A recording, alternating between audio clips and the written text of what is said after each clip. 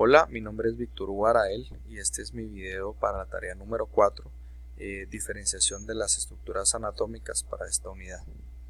Iniciaré con la parte superior del cuerpo, que es el cráneo. El cráneo se divide en dos grupos principales, que es el neurocráneo, que es la cubierta ósea que cubre el encéfalo y las meninges craneales, y el viscerocráneo. El neurocráneo está compuesto por 8 huesos, 2 de los cuales son pares, los huesos temporales y los huesos parietales, y el hueso frontal, el occipital, el etmoides y el esfenoides. Todos los huesos del neurocráneo poseen una cara endocraneal y una exocraneal, y poseen también características diferenciarias, como lo son sus diferentes bordes, caras, y apófisis, de las cuales no puedo entrar en detalle debido a la disponibilidad del tiempo para el video. Es importante mencionar en el cráneo las suturas que lo dividen. La sutura coronal, que es la que separa el hueso frontal de los huesos parietales. La sutura sagital, que tiene su nombre debido al latín sagita o flecha, que significa flecha, debido a la forma de la sutura. En esta estructura es importante mencionar que hay dos puntos de referencia anatómica importantes, que es el bregma y el vértex craneal. La sutura lamboidea, que se encuentra en la parte posterior del cráneo y conecta los huesos parietales con el occipital, y la sutura escamosa, que es la sutura del cráneo que separa los parietales y el hueso temporal. El viscerocráneo está formado por 14 huesos, que son los huesos de la cara, y estos, a excepción del vómer y el maxilar, todos son pares y simétricos.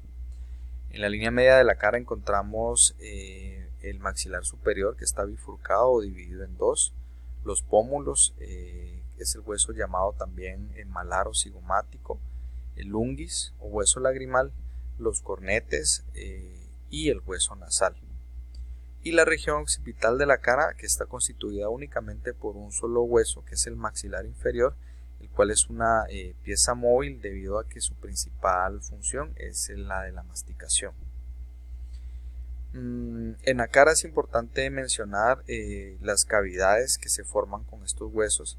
La cavidad orbitaria, que es donde se aloja el glóbulo ocular, los glóbulos oculares, y las cavidades nasales, que es donde encontramos o se aloja la mucosa pituitaria, y la bucal, que es donde se aloja la lengua. Todas estas son las terminaciones gustativas del cráneo.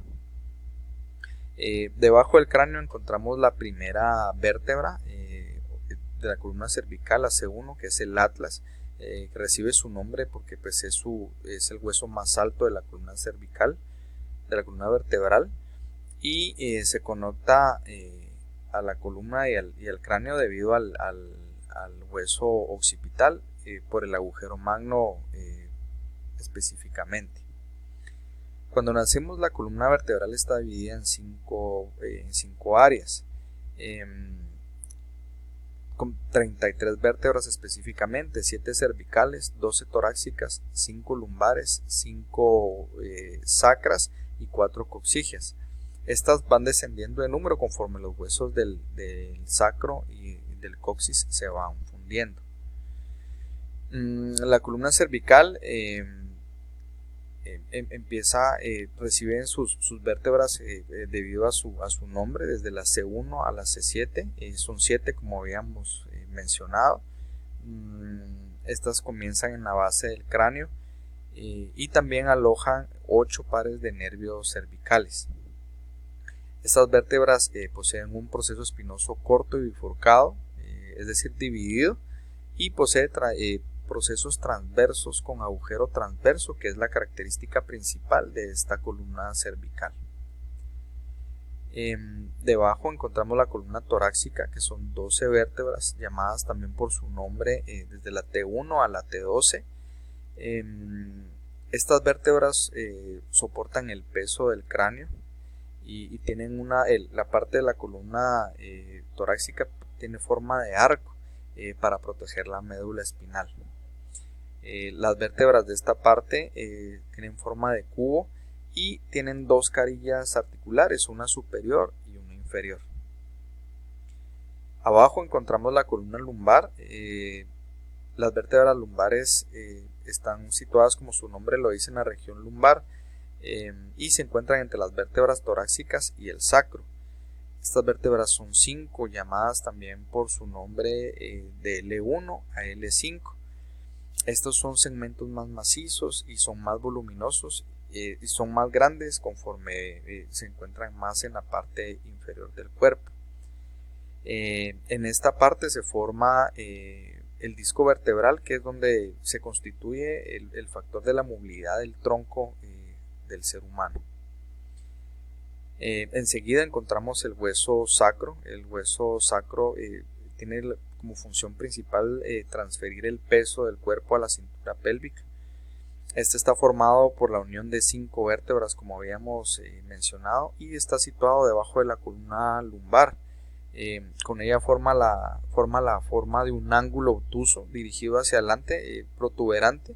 Esta parte se le llama promontorio. Y el coxis, que es la última pieza de la columna vertebral, es la última pieza ósea. Este es un vestigio de una cola con la cual con la evolución del ser humano ha ido desapareciendo. Este está formado por de 3 a 5 piezas que pueden ser separadas o fusionadas, como habíamos dicho, que se llaman vértebras coxígeas.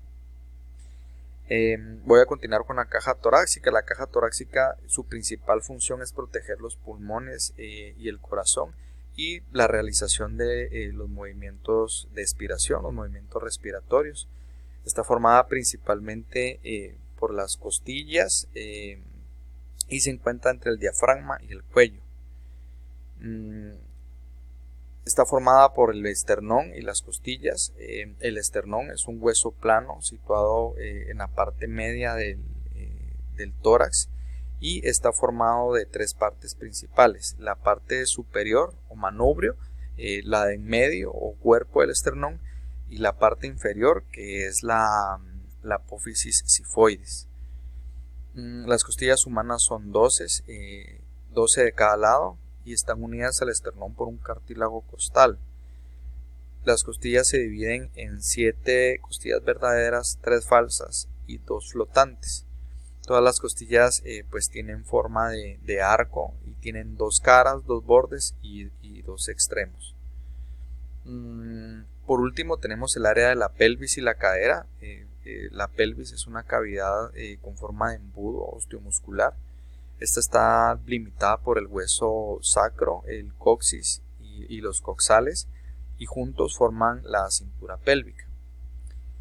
La diferencia entre pelvis y cadera es que pelvis es la estructura ósea de nuestro centro que guarda y protege algunos de los órganos más importantes del cuerpo, y la cadera es la articulación que permite el movimiento del fémur respecto a la pelvis.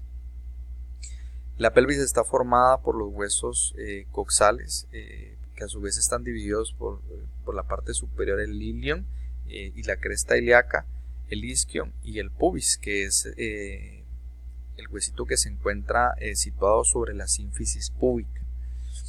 Entonces, el acetábulo es la porción articular y está formada por el ilion, el isquion y el pubis. Aquí es donde se articula la cabeza del fémur, y los orificios obturadores es por donde pasan los nervios y músculos de esta área. Yo les agradezco su atención, muy amables. Espero haber cumplido con los parámetros principales con el tiempo que se tiene disponible. Muchas bendiciones para todos.